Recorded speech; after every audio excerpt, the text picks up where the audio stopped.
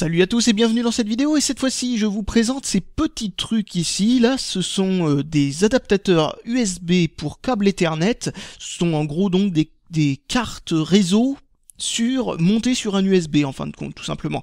Ce qu'il y a de bien avec celui-là, c'est qu'on voit à travers, et on voit que c'est un Pegasus 2, c'est la puce qui est utilisée dessus, qui est de chez ADM Tech, à ne pas confondre avec AMD, ce sont les mêmes lettres mais pas dans le même ordre. Et il y a cette deuxième là qui coûte beaucoup plus cher et qui date d'il y a plus longtemps, qui est un kit de partage bleu, c'est comme ça qu'ils les appelaient autrefois. Je sais pas pourquoi ça portait ce nom-là. Celui-là d'ailleurs est réellement bleu, même si ça a aucun rapport. Et je sais pas pourquoi ils appelaient ça comme ça, et ils utilisent une puce différente. Et vous allez voir que, contrairement à ce que l'on pourrait penser, c'est pas le plus cher qu'il faut prendre.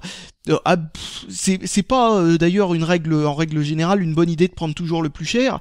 Faut tout simplement se renseigner un petit peu. Alors vous voyez celui-là, qui coûte absolument que dalle, si on trouve ça dans les 5-6 euros sur eBay, voire peut-être moins, je ne sais plus exactement, ça fait un moment que j'ai acheté le mien, eh bien il suffit de le brancher, et ça fonctionne directement, et ceci sous Windows XP, Windows Vista 7, tout ce que vous voulez, et sûrement aussi Windows 8. Celui-là par contre a besoin d'un pilote. Vous allez voir ce qui se passe quand je vais le brancher sous Windows XP. Alors oui, sous Linux, les deux fonctionnent parfaitement bien sans avoir à mettre de pilote. Sous macOS, j'en sais rien du tout. Encore une fois, je n'ai pas ce qu'il faut pour faire ça. Alors, je vais brancher d'abord celui-là sur l'ordinateur. Comme vous voyez, hop, une prise USB ici. Tac. Et donc, là, Windows va essayer de me l'installer. Alors là, il me demande un pilote. Et puis voilà, hein, c'est râpé, ça ne fonctionnera pas. Je l'enlève. J'utilise celui-là qui coûte à peu près 2 fois moins cher. Et qui est aussi solide. Hein, pour information, il m'a servi tout autant.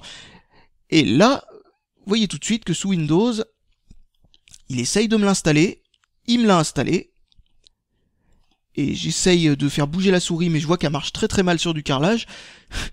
J'aurais dû y penser avant. Donc, ensuite, je vais dans panneau de configuration, je regarde dans périphérique réseau, connexion réseau et internet.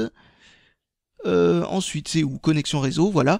Et là vous voyez connexion réseau local 4, hop, ici. Et bien ça, c'est la carte réseau que j'ai ajoutée en USB. La preuve, je l'enlève, pouf, elle disparaît. Elle disparaît, j'ai dit.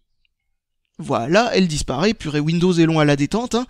Donc, comme vous le voyez, bah voilà, c'est une carte réseau USB où il n'y a même pas besoin d'ajouter de pilote pour que ça fonctionne.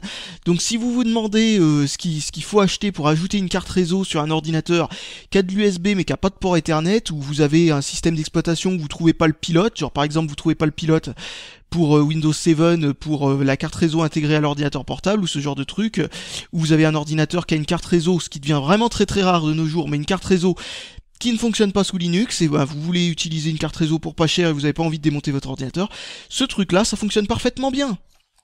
Ce truc là par contre, essayez de l'éviter, c'est peut-être de meilleure qualité, le plastique est de meilleure qualité, en tout cas à l'intérieur je pense pas que ça soit mieux.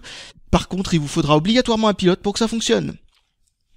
Donc voilà, c'était un kit de partage bleu comme on dit autrefois, ou tout simplement comme on dit maintenant, une carte réseau USB.